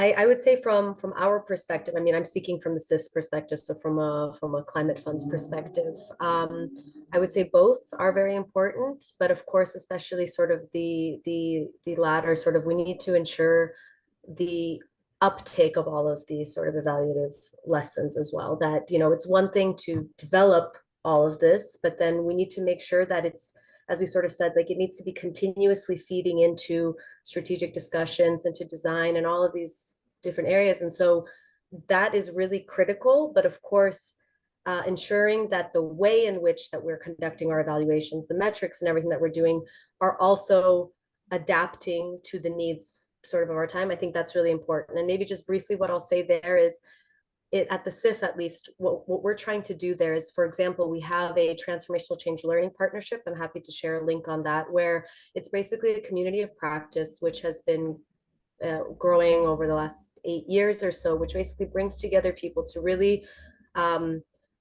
try to deepen this understanding of sort of metrics in terms of transformational climate finance and sort of how can we actually measure these things. So I'll share a bit more on that. In the interest of time, I won't go into too many details here, but I feel like there are ways in which that we can come together to learn together and really continue to build out these metrics and ways in which that we are evaluating work, given that these topics are so complex. I hope that was clear and helpful, but happy to elaborate on anything. Thank you. And I will also invite Geeta to come in a second. I think it'd be great to hear from her and react to a lot of what has been said. She had a very thought-provoking presentation early on and gave us a lot of food for thought. We've had a good discussion. It'd be good to bring her into the discussion too, as we sort of start wrapping up. But before that, I think there's another question here, and I'll read it out loud. Given the increasing urgency of addressing climate change and environmental degradation, how can evaluations effectively measure the resilience and adaptability of development projects in vulnerable regions? And this is a good question. In fact, I struggle with this question myself. You know, coming from a sort of more a mitigation background where everything is easily measured and quantified, when it comes to measuring adaptation and resilience, we're really lost for references. Does anyone want to have a stab at this question?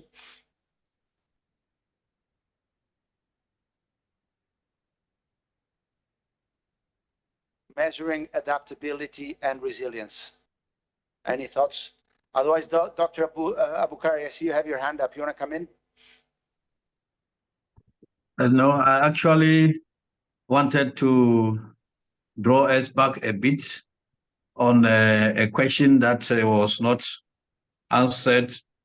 There's usually this issue of policy and regulatory framework, whether that is important for enhancing resilience and sustainability.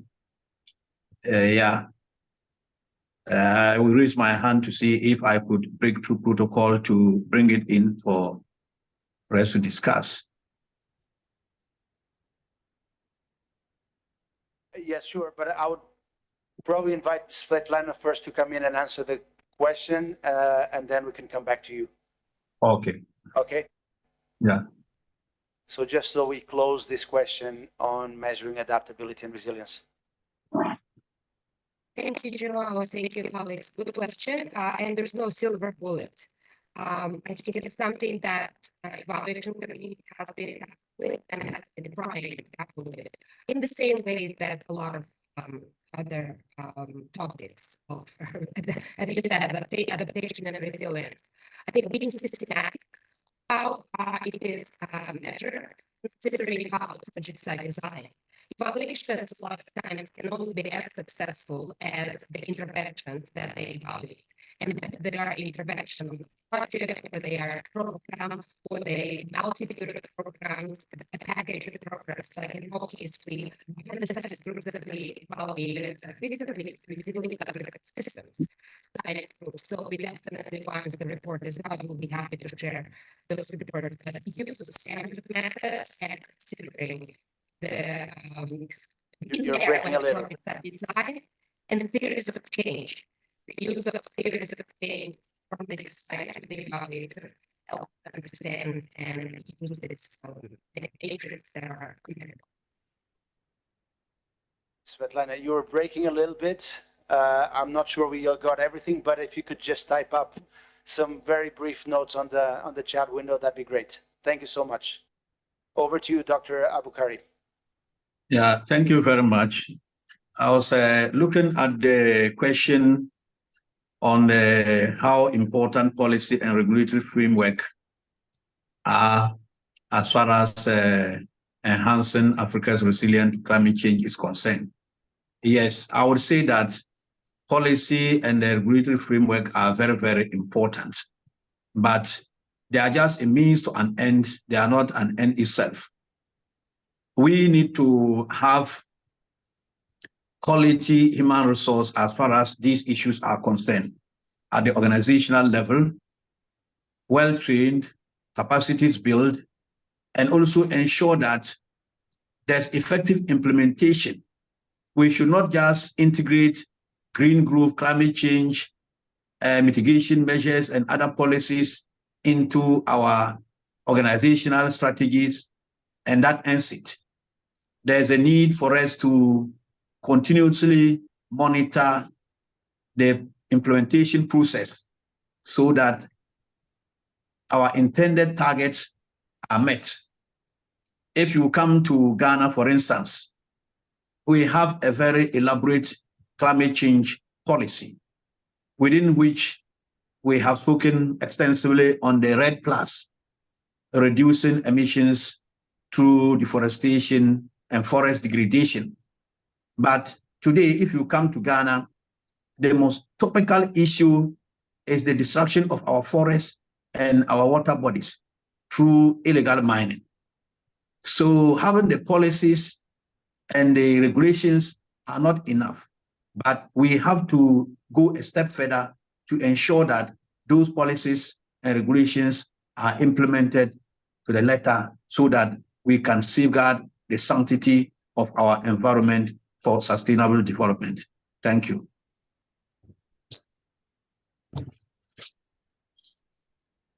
Thank you very much. I think that's an interesting sort of reflection. You did start in your earlier intervention highlighting some policies and regulations that have worked for Ghana, but it's good that you qualify that, because indeed there's a lot of policy formation work going around the continent that then is not actionable or implemented, and therefore does not deliver the intended objectives and results. So it's something to keep in mind, that policy and regulatory frameworks need to be actionable. They need to be implementable, operationalized. They need to be, I think, simple enough as well that stakeholders can understand them, and that national authorities can enforce them. So with that, I'd like to sort of close the Q&A, but I would like to bring. Can I? Yes. Yeah, just Tony. one very quick one. Yeah, still on the measurement of adaptation. Sorry, colleagues, quickly. All the MDBs who've come together everyone has said, yes, you've been tracking climate finance, that's good, but now want to track what has that climate finance been doing? What have been the impacts? What have been the results of that? We're struggling amongst all of us to come up with metrics that will universally capture adaptation in Peru and capture it in Botswana and in Chad and in Laos. So it's difficult to come up with that.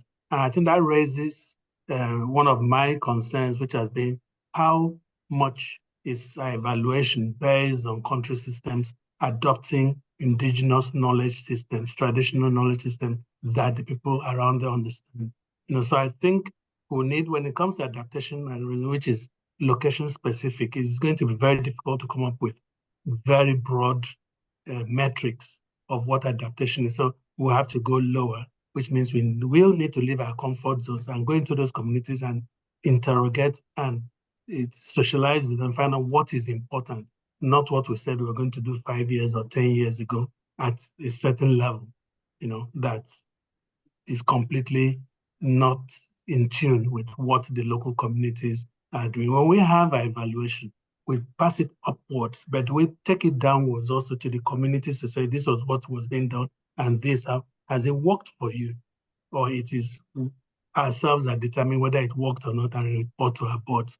So I think for adaptation and resilience, we'll need to go a bit more granular, local, to be able to assess them. That's my experience. Thank you. Thank you so much. I think we're getting into the real issues now.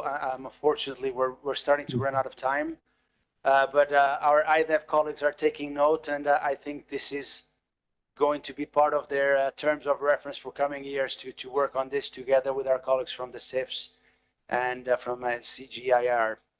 I'd like to bring Dr. Gita now. She was very generous, with her opening presentation, giving us an overview of a lot of the work in the climate sphere and a lot of thoughts about how we could do better evaluation and how we could deliver more impact through those processes. From what you heard, Dr. Gita, anything you wanted to react to or echo or refute, or I'd be happy to hear your views before we wrap up this session.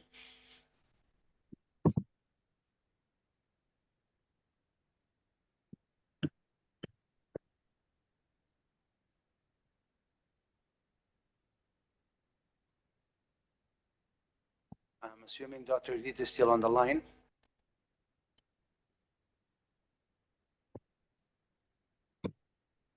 Oh, too bad. Okay. In any case, I guess we're starting to run over time. So thank you very much once again to all the panelists and for this very enlightened and lively discussion. Let me try to summarize, my long list of takeaways. We've covered aspects of evaluation, and some of the key messages were around measuring or monitoring processes and not just outputs, because there's also a lot of knowledge and insight and experience and impact also through the processes themselves, and not just sort of whether a certain output has been delivered or not. Real-time monitoring, this has to be agile and adaptive. I think that's a big insight for us in our big bureaucratic organizations. We need to step up, see how we can be more agile and adaptive on our approaches to monitoring. Partner, client, and involvement. And certainly we heard stories around training and community engagement. Ahmed told us about youth engagement, about his academy of climate. Yeah, I think that was the name, Academy of our Climate. You also talked about the role of artificial intelligence and social media in disseminating knowledge and in raising awareness on solutions. We heard about knowledge management, and constant generation of and dissemination of learning briefs, insights. This does not have to be a bulky process once in a full moon, but it could be a regular, constant sort of stream of bite-sized piece of information that could sort of feed into the implementation of projects. So all of these have been very good insights on the evaluation side. We then discussed financing. I guess the main message was that the available envelopes of financing are clearly insufficient for the climate crisis in Africa, particularly on the adaptation front. I think Dr. Nyang underscored that about 90% is going into mitigation and very little is going to adaptation in the continent. Part of the problem is the pessimistic narrative that I guess we're collectively peddling. I think we're all to blame. We're all sort of painting the continent in a very bleak set of colors. The reality, I think it's a bit more nuanced. There are indeed challenges, but there are immense opportunities. And Jane started talking about the immense opportunity for solar power. We need to also shift this narrative if we want to bring in more stakeholders, more investments, and certainly more private sector and private capital into this equation. Dr. Niang as well underscored the point on data transparency, or data more generally, data availability, and the absence of data infrastructure. And it is true that if you cannot monitor, if you cannot measure, then you cannot act and take the right decisions and achieve impact. And finally, we spoke about criteria for climate resilience, and I think this last Q&A on measuring adaptability and resilience is a case in point. If we want more funding to come into climate resilience and adaptation, we need to be able to present more compelling evidence, and we need to be able to monitor change, monitor impact through the intervention. So this is certainly an action point for all of us. Finally, on the topic of partnerships, as this is the overarching theme of this event, I guess some of the success factors that have been highlighted include having a common purpose when working with other partners, and certainly that's easier said than done, and ensuring that each partner brings something to the table so that everyone has skin in the game. They're not coasting along, pretending that they're partners. They're actually sort of contributing and lifting some weight as well alongside others. The issue of trust came up also strongly, especially because climate is a cross-border, it's a transboundary issue. It affects communities and countries asymmetrically. So there has to be a level of trust amongst the stakeholders so that we can solve common challenges, even though, the level of impact or the level of resources will be different. And last but not least, the role of inclusive processes. I guess partnerships need to be anchored on broad-based consultations. You need to bring everyone without exception into the picture. You need to bring the process and the conversations to the grassroots and not so much at the policy level, at the decision maker level. Obviously that's important, but if you don't involve the grassroots, there will be a disconnect. I think that's a lot of takeaways. I'll probably stop here for now. I'll hand over to Jane for some concluding remarks. Thank you so much. Thank you so much, João. Just for me, I think I gain a deeper understanding in terms of the complex interplay between the environment, climate, and development evaluation. And pretty much, we talked about also the financing side of things. So for that, a special thank you to you, João. You moderated it very well. To Dr. Batra, who set the tone quite right at the beginning with her insightful presentation. To all the panelists, Professor Anthony Nyong, Svetlana. We also had Hannah stepping in for Neha at the last minute. So thank you for that. We had Ahmed and Dr. Abukari. So thank you so much for that. And also for the audience, for the participants staying tuned, because we still have a big number that are still tuned. So thank you for that. So to conclude, tomorrow marks actually the final day of the AfDB Development Evaluation Week. And the agenda promises to be both engaging and insightful. So the program again will resume at 9 a.m. at GMT.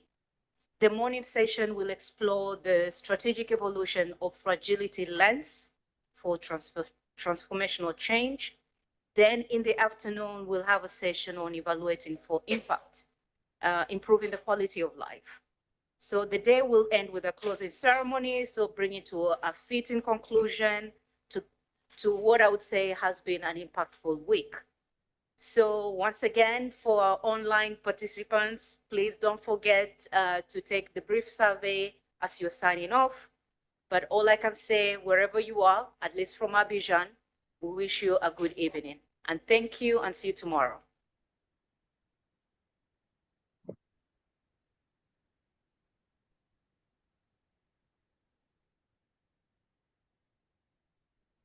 Thank you, everyone. Goodbye. Take care.